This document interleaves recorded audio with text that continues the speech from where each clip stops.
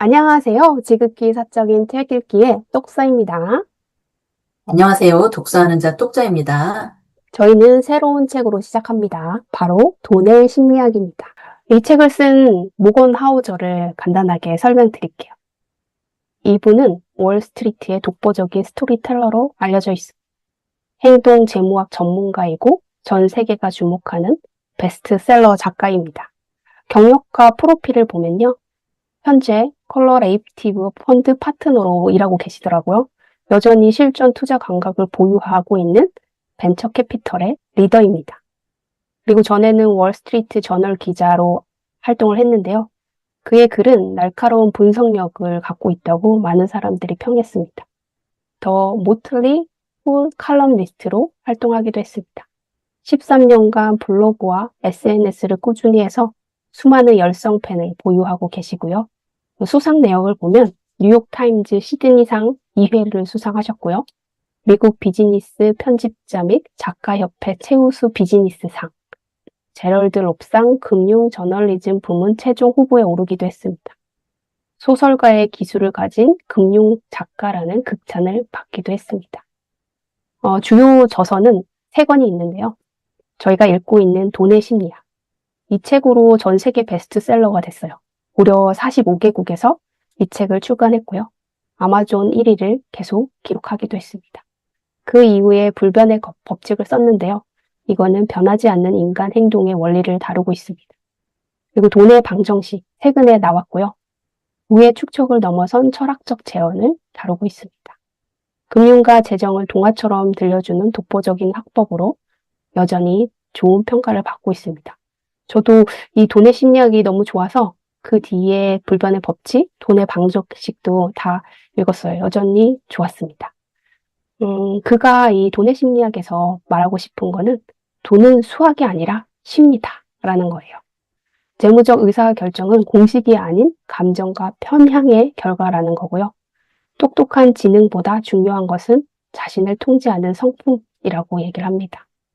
어려운 이야기를 가장 쉬운 언어로 전달하는 투자 멘토로 많은 사람들에게 사랑을 받고 있고, 그런 그의 언어로 이 돈의 심리학을 써서 그런지 몰라도 정말 쉽게 정말 잘 읽혀요.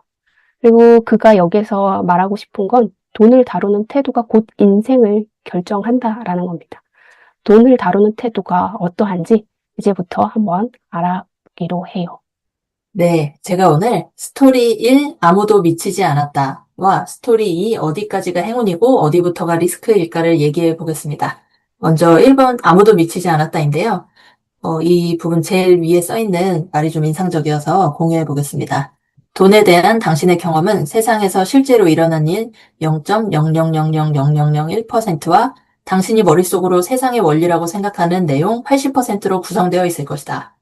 2006년에 미국 경제조사원 소속인 경제학자 울리케 말멘디어랑 스테판 나겔이 50년간 미국 소비자 금융실태 조사 결과를 검토했다고 해요. 여기에서 얻은 결론이 사람들의 투자 의사결정은 본인 세대의 경험, 특히 성인기 초기의 경험에 크게 좌우되었다. 투자자 각자의 위험 선호도는 개인의 경험에 좌우되는 것으로 보인다라고 결론을 내렸어요. 우리가 생각하기에는 지능이나 교육 정도나 세상에 대한 경험이 영향을 미쳤을 것 같은데 이런 것보다는 순전히 언제 어디서 태어났느냐 하는 우연에 좌우되었다고 합니다. 그리고 또 저자가 미국인의 40%가 비상금 400달러도 없는 상태로 살아가고 있다고 해요. 그런데 최저소득 가구가 1년간 복권 사는데 평균 412달러를 사용한다고 합니다. 이 412달러를 비상금으로 가지고 있으면 좋을 것 같은데 이걸 복권을 사는데 쓴다고? 누군가가 보기에는 약간 미친 의사결정으로 보일 수도 있는데요. 이 최저소득 가구의 입장에서 보면 하루를 벌어 하루를 먹고 살고 저축은 불가능해 보이고 내가 여행을 가거나 안전한 곳에 집을 사거나 하는 일은 어려워 보이는데 복권을 사면 구체적으로 그런 것들을 할 수 있는 꿈을 꾸는 시간을 부여받게 됩니다. 그래서 이 복권을 사는 행위는 꿈을 사는 것이다. 라고 저자가 얘기하면서 당신이 하는 일이 내 눈에는 미친 짓 같지만 누구나 자신만의 경험에 근거해서 주어진 순간에 자신하기에 합리적으로 보이는 의사결정을 한다. 라고 이야기하고 있습니다. 이 부분을 읽으면서 제가 조금 인상적이었던 게 제가 2004년에 이제 처음 사회생활을 시작했거든요. 그런데 5년, 6년, 7년, 2007년이 부동산 폭등장이었어요. 뭐 버블세븐이라고 해서 엄청 집값이 많이 오르는 시기였거든요. 근데 사회 초년생이어서 종잣돈이 거의 없었으니까 저는 부동산에 투자할 수가 없었거든요. 그리고 2008년에 이제 금융위기가 와서 부동산하고 주식이 폭락을 했습니다.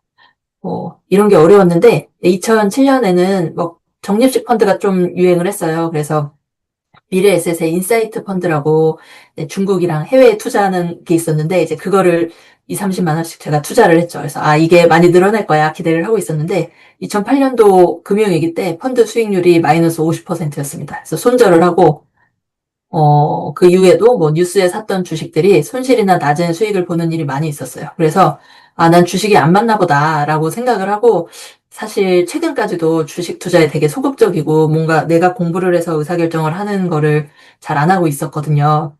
근데 이게 이 모건하우젤 책을 이 부분을 보면서, 나의 그 사회 초년생 때 경험이 지금 나에게 영향을 미치고 있구나 하는 생각이 좀 들었고요.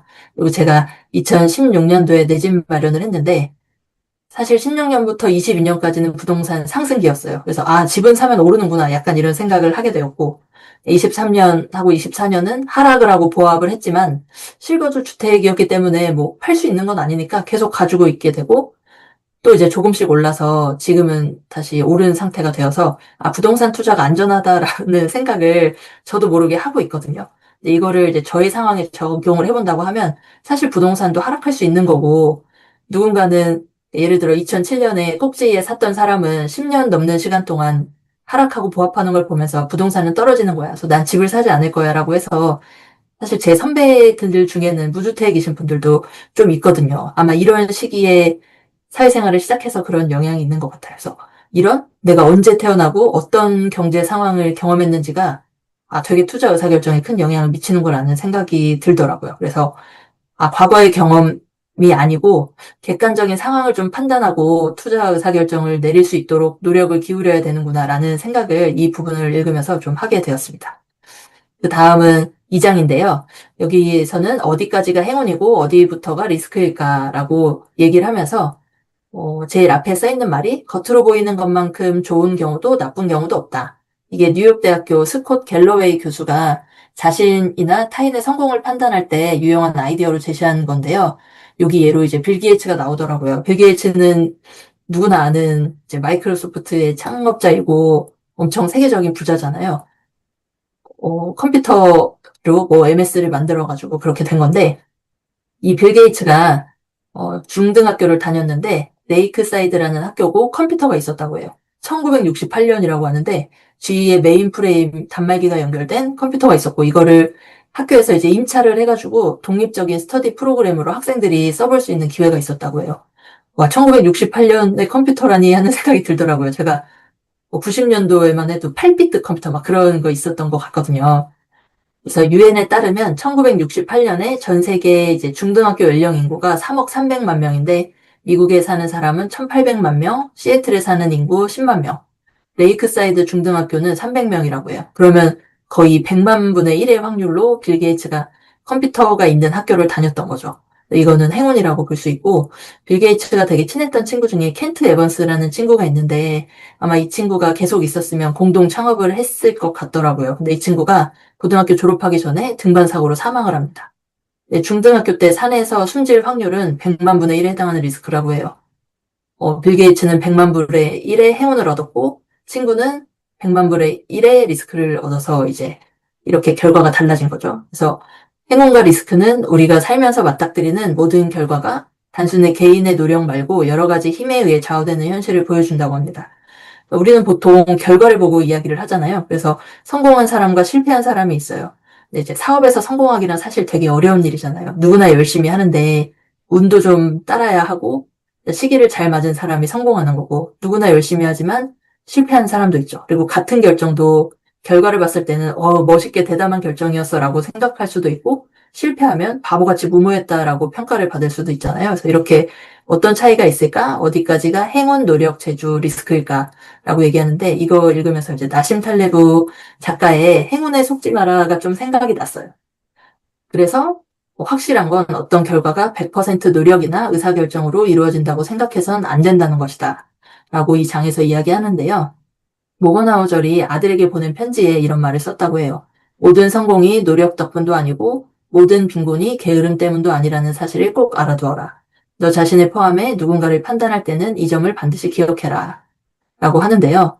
우리가 성공해서 행운이 차지하는 역할을 인정한다면 리스크의 존재는 우리가 실패를 판단할 때 나 자신을 용서하고 미래의 여지를 남겨야 한다는 뜻임을 아는 것이다 라고 하더라고요. 그래서 이걸 보면서 또 저한테 좀 대입을 해보게 되었는데요. 제가 최근에 알로아 나의 엄마들이라고 1910년대에 하와이에 이제 신부로 갔던 여성분들의 이야기를 봤어요. 근데 그분들이 엄청 열심히 살았지만 일제강점기였고 하와이에서는 이제 농장의 일꾼으로 살아야 했고 그런 시기잖아요. 그래서 일제강점기나 6.25 전쟁 시기에 제가 태어났다면 아마 지금 사는 것과 되게 다른 모습으로 살고 있었겠죠. 그런데 경제가 한참 성장하는 시기에 학창 시절을 보냈고 그래서 미래에 대한 전망도 밝은 시기에 살았고 물론 어, 저희도 뭐 어려움이 있다고는 했지만 그 일제강점기나 이럴 때는 비할 바가 아니었고 또 한국에서 태어났는데 북한이 아니고 대한민국에서 태어났기 때문에 교육도 받고 안전하고 자유를 누리고 살 수 있는 거에 감사하다고 요새 좀 생각하고 있었거든요. 그래서 이 장이 조금 인상적이었어요. 그러면서 제가 아까 주식 투자를 잘 안 한다고 하긴 했는데 그래도 이제 최근 2, 3년 동안 좀 관심이 생겨서 이것저것 보고 있었거든요. 그래서 투자 유튜브도 많이 보고 하면서 어떤 추천받은 ETF를 샀는데 100% 수익이 난 것도 있고 추천받은 주식을 샀는데 마이너스 30%인 것도 있어요. 그럼 이거는 행운일 수도 있고 리스크일 수도 있는데 이게 제가 실패했다고 내가 뭐 잘못했다고 엄청 좌절하거나 뭐 성공했다고 자만하거나 해야 될 건 아니라는 생각이 좀 들더라고요. 그래서 우선 나만의 기준을 좀 세워서 투자를 해야겠구나 하는 생각을 했고 음, 이 빌 게이츠나 친구의 예에서도 볼 수 있고 이제 이 책에 보다 보면 이제 다양한 인물들이 나오는데 뭔가 투자자 중에 엄청 잘 선택을 해서 큰 부자가 되었지만 다음번에 잘못 선택해서 이제 파산하는 사람 이야기도 나오고 하더라고요. 이렇게 나의 투자 성공이나 실패가 무작위성으로 일어날 수 있는 거를 좀 이해를 하고 성공했다고 막, 다 내가 잘해서야 하고 자만하거나 실패했다고, 내 탓이야. 내가 이러니 뭐 투자를 하지 말아야지. 뭐 이렇게 하지 않고 난 좀, 객관적으로, 그렇게 지내면 좋겠다는 생각을 하면서 이 부분을 읽었습니다. 3장, 결코 채워지지 않는 것 하겠습니다. 결코 채워지지 않는 건 바로 우리의 만족, 충분함인데요. 충분함을 채우지 못했던 대표적인 두 인물을 한번 볼게요. 첫 번째 인물은 라자트 굽타입니다. 이 사람의 성공 스토리를 보면 인도에서 태어나서 10대 때 부모님을 다 잃고 고아가 되었습니다. 머리가 굉장히 좋았나 봐요. 미국에 유학을 가서 하버드 MBA를 나왔고, 그리고 실력도 출중했는지 맥킨지에서 40대 최초로 외국인 회장을 역임했습니다. 그때 당시에 무려 자산이 우리나라 돈으로 1,500억이 되었다고 합니다. 그런데 이렇게 돈이 많았던 그가 한순간에 부정을 저지르면서 몰락하게 됐는데요. 그는 1억 달러라는 자산을 갖고 있는데 그 10억 달러 부자가 되고 싶었나 봐요. 그래서 미국에서는 이 내부자 거래를 하면 우리나라와 다르게 엄하게 처벌을 하는데 그 내부자 정보를 우연히 알게 되었고 그를 통해서 그 거래를 하면서 그게 들킨 거예요. 그래서 징역형을 받았고 그가 갖고 있었던 명예도 다 실추가 되었고요. 모든 신뢰를 상실을 했습니다. 음, 이 라저트 굽타는 왜 이 1,500억이나 가졌음에도 불구하고 이 골드만삭스 이사회의 억만장자들과 자신을 비교해서 나는 좀 덜 가진 사람으로 생각을 했을까요? 그는 어렸을 때 비하면 지금은 엄청난 부자가 되어 있었지만 주변에 있는 사람들보다 자기가 갖지 못한 것에 집중을 해서 자꾸 그 만족을 하지 못했던 것 같아요. 그래서 남보다 더 많이라는 탐욕은 결승선이 없는 경주와 같다라고 얘기를 합니다. 그리고 두 번째 인물이 버니 매도프라는 사람인데요. 저는 이 책을 보고 이분을 처음 알았는데 진짜 이렇게 어떻게 20년이나 버틸 수 있었는지 그게 참 신기했어요. 이 버니 매도프라는 사람은 어, 진짜 금융계의 성인이라고 불릴 만큼 훌륭한 사람이었습니다. 나스닥 위원장으로 단순히 돈이 많은 사람이 아니라 현대 금융 시스템의 기틀을 닦은 인물 중 하나였고요. 유대인 커뮤니티와 자선단체, 유명 연예인들이 제발 그에게 내 돈을 맡아달라고 줄을 설 정도로 명성이 높았던 사람이었습니다. 그리고 그가 약속한 건 대박의 수익률이 아니었습니다. 시장이 폭락할 때 연 10에서 12%의 꾸준한 수익을 약속했을 뿐입니다. 그런데 놀랍게도 이렇게 모인 돈은 실제로 투자로 연결되지 않았습니다. 새로 들어온 투자자들의 돈은 기존 투자자에게 이자를 주는 전형적인 폰지 사기를 한 건데요. 가짜 거래 확인서와 감사 보고서를 수천 장씩 발행하며 20년 동안 당국과 투자자를 완벽히 속였던 겁니다. 그러다가 2008년 금융위기가 발생했고 투자자들은 자기의 돈을 잃을지도 모른다는 위기감에 한꺼번에 돈을 찾으러 왔고 줄 돈이 없었던 그의 사기 행각이 만천하에 드러난 겁니다. 그게 무려 20년 동안이나 되었다고 합니다. 와, 어떻게 20년 동안 이렇게 할 수 있었는지 그게 참 놀라운데요. 결국 그는 2009년에 징역 150년을 선고받습니다. 그의 아들 중 한 명은 자살을 하고요. 그는 21년에 감옥에서 생을 마감했습니다. 모건 하우절은 매도프를 이렇게 생각을 했어요. 수천억 원의 자산과 명예를 가진 그가 도대체 왜 이렇게 위험한 일을 벌였을까? 아마도 이동하는 꼴대가 있었기 때문이다. 라고 얘기를 하는데요. 이 꼴대라는 건 아까 말씀드렸다시피 자신의 만족치, 나는 여기까지면 충분하다라는 그 마지막 라인을 자꾸 이동시킨 거예요. 그래서 돈이 생존이 아니라 점수로 보였기 때문에 남보다 높은 점수를 얻기 위해 꼴대를 계속 옮기다 보니까 결승선이 사라진 거라고 얘기를 합니다. 그는 이미 충분히 많은 돈을 가졌지만 자신보다 더 많이 가진 헤지펀드 매니저들과 비교하며 열등감을 느꼈다고 합니다. 그래서 필요하지도 않은 더 많은 돈을 얻기 위해 자신에게 가장 소중했던 자유와 가족을 그 대가로 지불했다고 합니다. 이 두 사람의 공통점을 보면 남보다 덜 가진 상태가 곧 가난의 고통으로 인식했다라는 건데요. 워렌 버핏은 이런 그들의 행동을 바보 같은 짓이라고 얘기를 합니다. 이런 바보 같은 짓은 이 라자 곱사트나 버니 매도프 같은 사람 외에도 롱텀 캐피탈에서도 많이 그런 사례를 볼 수 있는데요. 수억 달러 자산가들이 더 벌기 위해 무리한 리스크를 지다 파산하는 경우가 굉장히 많다고 합니다. 버핏은 이런 그들을 보고 가지고 있지도 않고 필요하지도 않는 돈을 위해 당신에게 소중한 것을 거는 것은 그냥 바보 같은 짓이다 라고 얘기를 합니다. 여기서 우리가 얻을 수 있는 교훈이 세 가지가 있는데요. 첫 번째가 제일 중요한 것 같아요. 멈출 수 있는 꼴대를 세워라. 행복은 결국에 내가 얻는 결과에 내가 했던 기대치를 뺀 건데요. 이 기대치가 점점 올라가면 올라갈수록 거기에서 얻는 행복은 줄어듭니다. 그래서 여기에서는 이제 야망이 만족보다 빨리 커지면 아무리 벌어도 불행하다는 얘기를 하고 싶어 하는 건데요.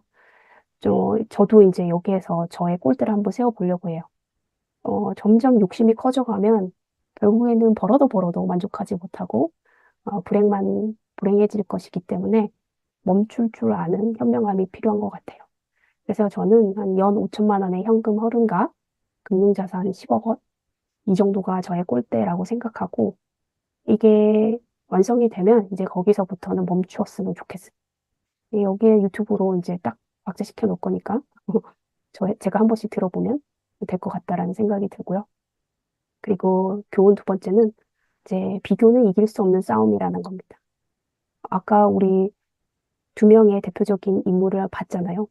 그들은 정말 충분히 많이 가졌음에도 불구하고 자기보다 더 많이 가진 사람들과 비교를 하니까 계속 더 많이 가지려고 그렇게 계속 게임을 하고 비교를 하니까 이길 수가 없는 거죠.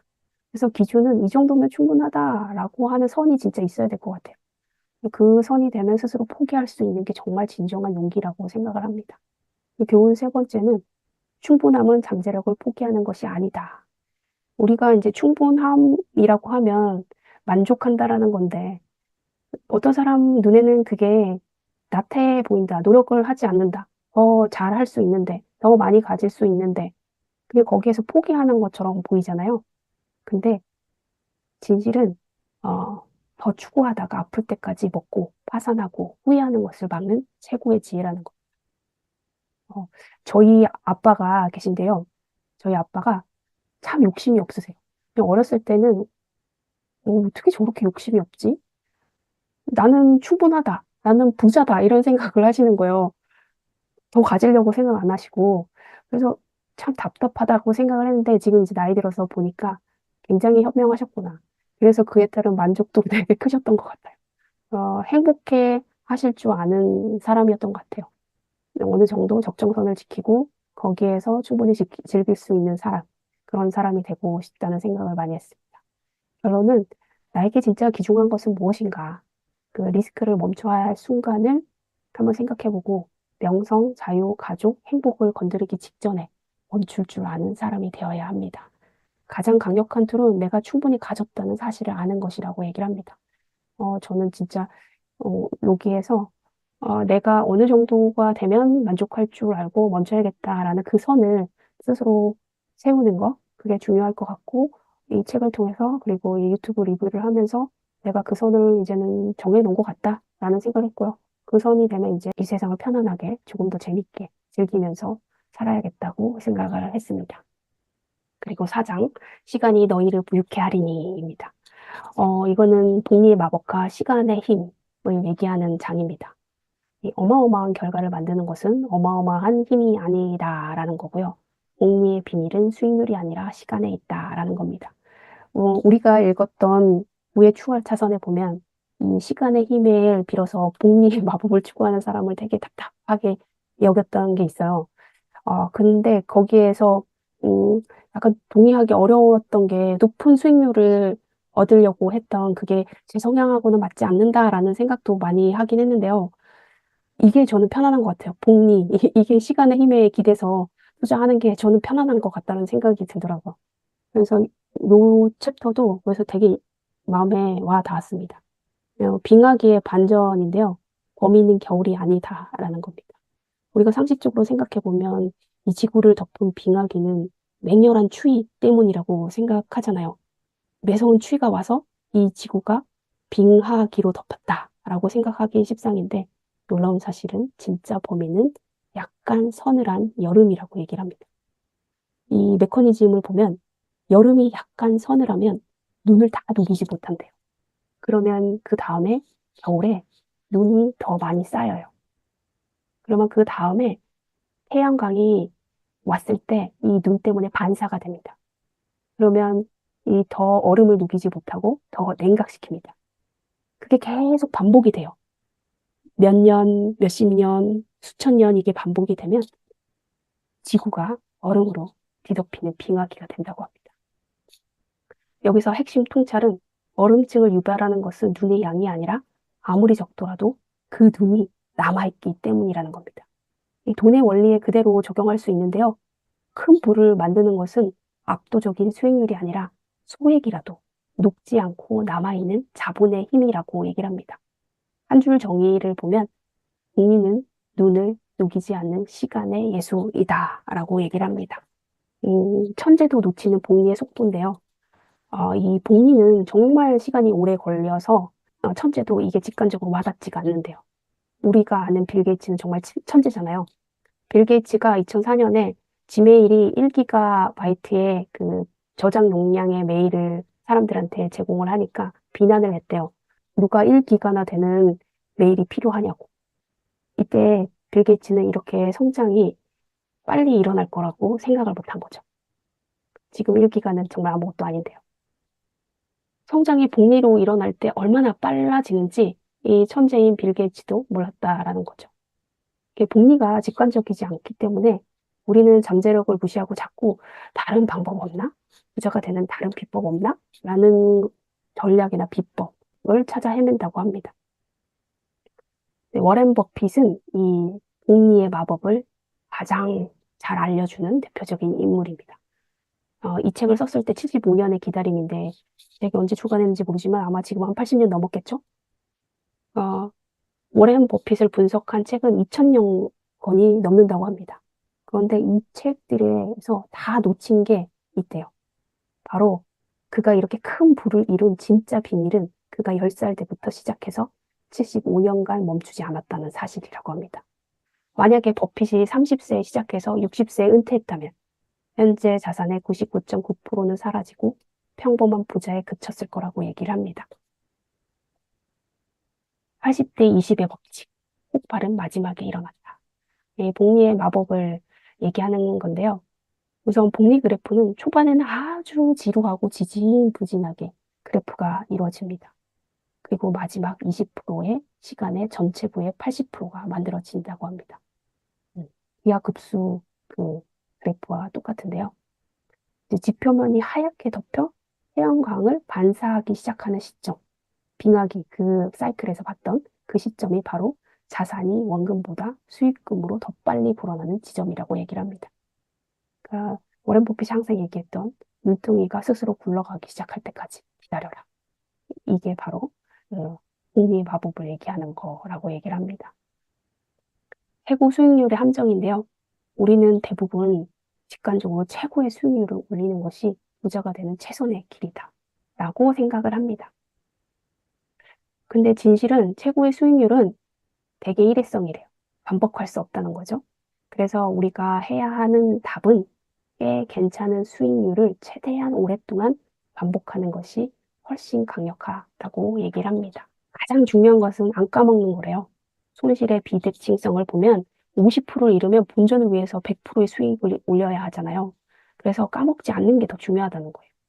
그러니까 내가 살아있는 거, 투자 세계에 살아있는 거, 생존이 곧 승리라고 얘기를 하는데 복리의 엔진을 끄지 않는 유일한 방법은 크게 잃지 않는 거라고 얘기를 합니다.